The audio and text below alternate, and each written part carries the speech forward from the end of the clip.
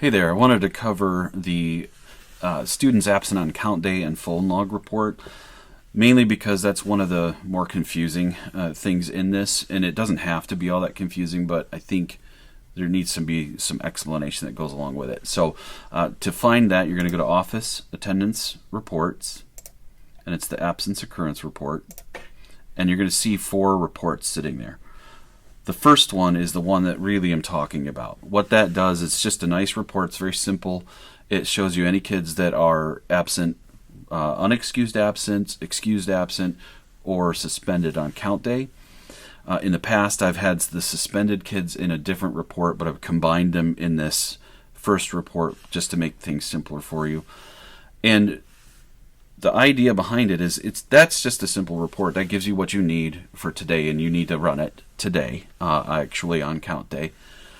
But the extra layer of it is making the processing list with this report, and the advantage of that is that it gives you that nice list of those kids that were absent or suspended on count day, and then allows you to check back in on them with the other reports. And I think that's the part that's really confusing about the directions that I send with this, is that whole understanding that part. So I wanted to just cover that with you.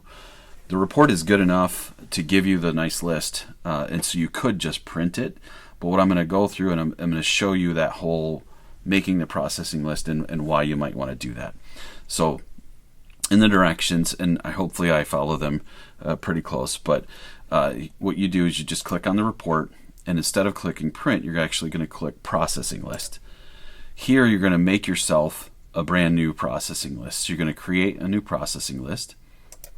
You're going to name it something like your school absent on count day, something like that, something that makes sense to you.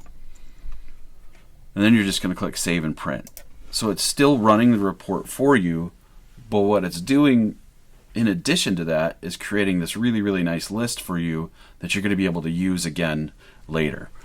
So what I can see here from the report pretty simply is that, and by the way, all of the attendance reports give you this lovely, nice cover page and makes you think that nothing ran, but I can see there's 4 pages on this report. So you scroll down, you can see then the students who have been marked absent so far today. One thing that you need to consider with this is you need to wait till the end of the day really to run this to get an accurate list. So obviously right now at 11:22 a.m. or wherever I'm at, I'm only capturing the morning attendance at this elementary school. If I'm at a high school or middle school, I'm only getting periods 1 through 4 or something like that at this point. So you do need to wait till the end of the day. But right now what I'm doing, it gave me the nice report, great. So I know who the kids are. But it also gave me the processing list. And the advantage of that is then I can go back, and later, when I get further down the road, I can use these other reports now to help me figure out, okay, have these kids made it back to their classes, all classes, yet or not? And that's what's going on. That's the advantage of this.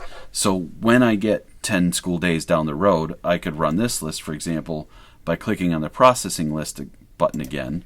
I do need to remember what my list was called. So I started naming it with LCE in this example. And then I can just simply print that again. Now, today, I will get the exact same results that I got before. But if I wait a few days, using the processing list to run these other reports, we'll only look at those specific kids that showed up on this first report. So it's excluding all other kids in the school. It's only focused on the ones that were actually absent on count day. And that's the advantage of doing this. Just one last word on it. So the first 3 reports are all doing the same thing. So they're all looking at unexcused absences, excused absences, and suspensions. So this report counts from count day and adds 10 school days onto it. So it goes all the way through October 19th. The plus 30 days starts again on count day and goes all the way until November 4th, because that's 30 calendar days out there. And then this last report only looks at students that were suspended on count day and then also adds 45 days to it. So technically the rule You're used to hearing about the 10-30-day rule. This one, the 45 days, is for students that were suspended on count day. Technically, they have 45 days to make it back to all of their classes, which coincidentally lands like way beyond when we have to have all of the count information finalized. So this is probably something that's going to be more that you and I work on after the fact, if you have any kids that are potentially returning like on day 40 or something like that, and we need to update the count information. So the only other thing I wanted to draw your attention to were the directions that I've thrown out there in the assignment. This explains kind of what I just went through, but I know that it's a lot of reading and that kind of thing. But it also does talk about what we're expecting when you get information from parents about excuses for kids that were absent on count day. We do ask that in the comment, when whoever's doing this at your school, whoever's entering the attendance, that they capture who called or who emailed or who sent you a text or who threw the note at you or whatever.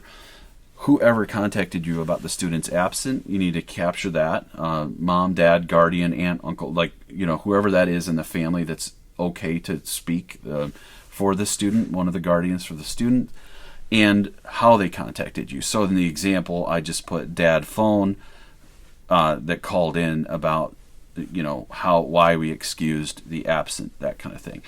If we add this comment in here, that satisfies the rules down here for what we need to provide for supporting documentation.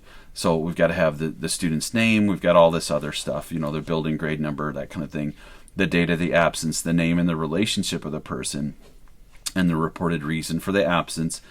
And then so this takes the place of getting the signed notes from parents. If your school and your principal prefers to still get those notes and pursue that because they're used to that practice, that is up to you and your school. This, however, is a way for you to not have to go to that extent, because this is acceptable supporting documentation for students that were absent on count day.